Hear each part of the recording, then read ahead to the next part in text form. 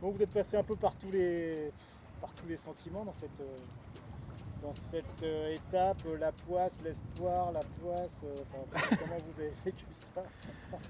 Ouais, pas mal d'émotions, hein. C'est sûr qu'en partant de Valparaiso, on ne s'attendait pas à avoir autant de hauts et de bas. Le premier, ça a été les premiers dégâts sur le bateau quelques jours après le départ, hein. Donc là, ça a été un sacré coup, parce qu'il fallait un pit stop au Chili, qui a plutôt été super bien géré par l'équipe, hein. C'est impressionnant. L'escale en elle-même, pit stop de Formule 1, comme je dis, c'était impressionnant, hein. En 5 heures, c'était réglé. Mais par contre, il fallait aller à l'escale et retourner dans le match. Et là, la situation météo nous a fait perdre au moins 2 jours en tout cas. Au Cap Horn, on avait 2 jours de retard et plus de 600 000 de retard sur la tête de flotte. Et là, Donc voilà, mais vous avez décidé de rien lâcher là. Qu'est-ce que vous bon, êtes dit à ce moment-là? on s'est dit que quoi qu'il en soit, il y avait une deuxième place à aller chercher. On sait qu'on a un potentiel de vitesse plus élevé que le reste du peloton en dehors de Crédit Mutuel. Donc le minimum, c'était de remettre dans le match, de jouer dans le peloton. Donc il y avait un challenge aussi, donc ça c'était intéressant, d'aller passer le Cap Horn quand même, c'était quelque chose.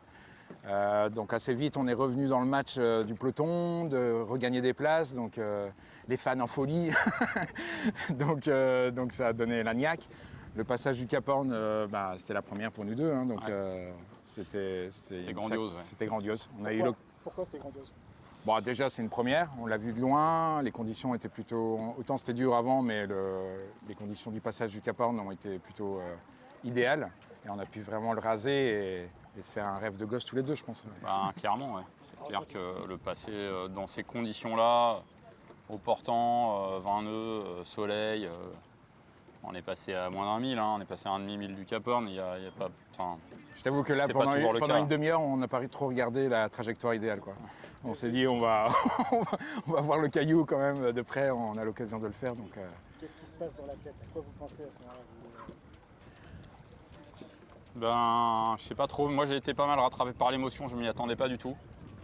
Et c'est vrai que c'est un endroit qui est mythique pour tous les marins.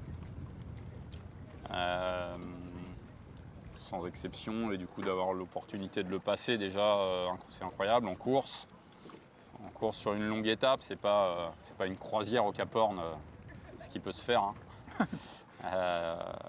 Voilà, et donc ouais, c'est un cumul. Enfin, en tout cas, moi, ça fait 25 ans que c'est mon métier, c'est la première fois que je peux venir là. Et ouais, il y a une petite forme d'aboutissement, ouais, donc forcément, quand il y a un aboutissement comme ça, il y a un moment où tu te fais un peu rattraper par tout ça, par tout ce que tu as vécu, parce qu'en fait, c'est pas juste 1500 milles depuis Valparaiso. En fait, c'est 20, 25 ans, 30 ans de navigation, et puis là, bam, tu es là, dans cet endroit de légende, à juste titre, hein. On sait ce qui a forgé la légende de ce cap. c'est toute l'histoire qui te rattrape aussi, quoi.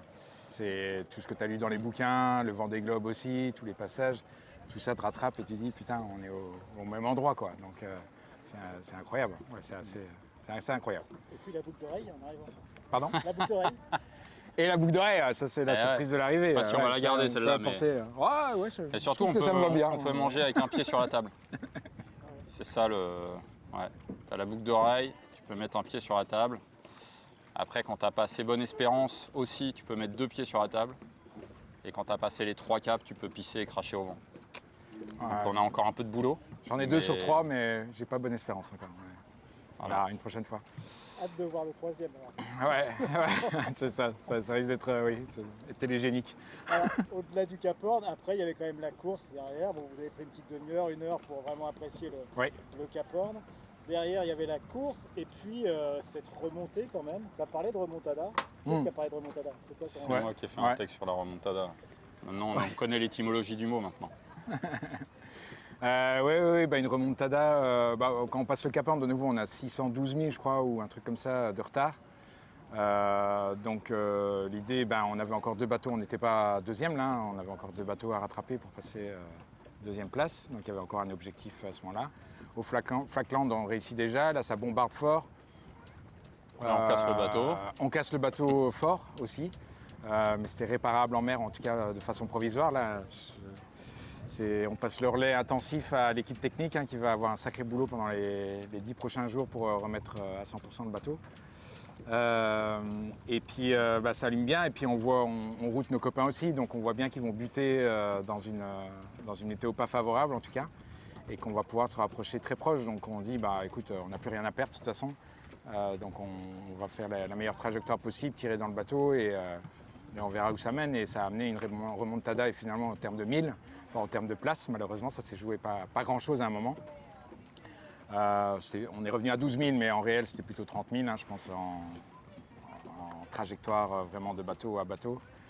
Et puis là, même comme on était dans le même système météo, ça allait être beaucoup plus compliqué de rattraper ces 30-40 000. Tonio et Yan, c'est pas pour rien qu'ils sont dans les meilleurs skippers mondiaux, c'est qu'ils ne vont pas se faire rattraper comme ça. Donc voilà, mais on y a cru quand même jusqu'au bout, jusqu'à cette histoire de prise de palangre, de fil de pêche qui nous a fait perdre énormément de temps à un moment très stratégique dans cette remontada justement. Et donc d'autres émotions, il a fallu plonger, même si ça a été très court, parce que finalement, après une bataille de 3/4 d'heure, ma petite plongée, c'était pour juste vérifier que ça s'était bien libéré. Et c'était le cas, mais donc je suis vite remonté, parce que autant l'eau était bonne, autant je ne savais pas ce qu'il y avait en dessous, donc je suis vite remonté sur le bateau. De nuit. Ouais, de nuit, ouais. Sinon, c'est pas drôle. C'est sûr que ça a duré un petit quart d'heure avant de se dire j'y vais. Mais bon, quand tu es dedans, de toute façon, autant que ça se fasse vite. Et puis après, le match était plus ou moins joué, c'était tout en contrôle de Crédit Mutuel, ils ont très bien fait ça. Ils ont quand même mené la course de bout en bout et ça va donner une belle finale Belgique-France, non? Corentin, justement, qu'est-ce qui prime là? C'est la satisfaction d'être revenu dans la course et la déception de ne pas s'être battu jusqu'à la fin. Quel sentiment tu as? Écoute, on va dire que on a fait le minimum syndical avec cette deuxième place qui remet les bateaux à égalité avant la dernière manche. Donc on va dire qu'en termes de scénario, c'est plutôt sympa. Et là, du coup, il n'y a pas de calcul. Voilà.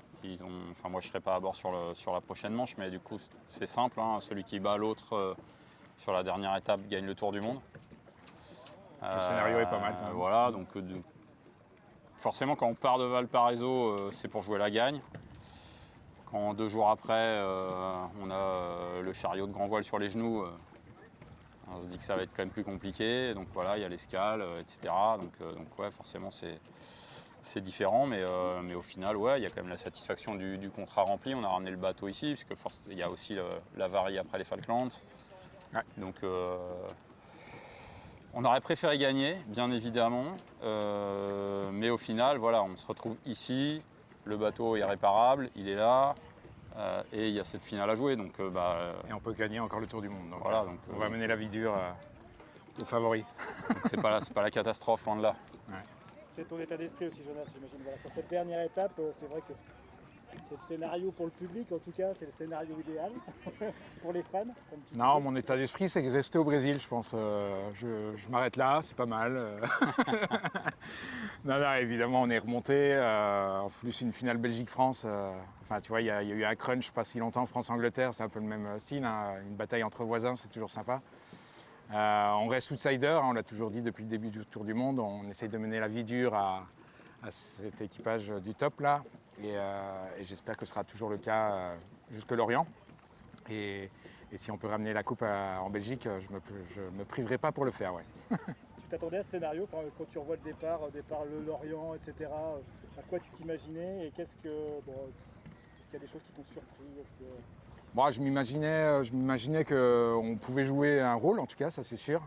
On savait qui était l'équipage ultra favori, et ils l'ont montré sur plusieurs étapes. Que ce soit aussi serré, non, je ne m'attendais pas, que ce soit des arrivées comme ça en baie à chaque fois ultra serrées, ou qu'il y ait des scénarios comme on vient de vivre là avec cette escale, cette remontada, et cette incertitude jusqu'au bout quasi. Donc ça, je pense que c'est super à suivre. Alors, en tant que marin, c'est plus compliqué, parce qu'on aimerait bien avoir 600 000 d'avance, quoique ça ne suffit pas toujours, et de gagner la manche. Mais non, là, on va se poser un petit peu, reprendre nos esprits, et puis se remobiliser pour cette finale, qui est un magnifique scénario et qui va être motivant pour donner tout ce qu'on peut et puis on verra le résultat. Quoi qu'il en soit, je pense que déjà finir le Tour du Monde sera un accomplissement. Et puis si on est sur le podium et encore mieux sur la plus haute marche, on fera tout pour en tout cas.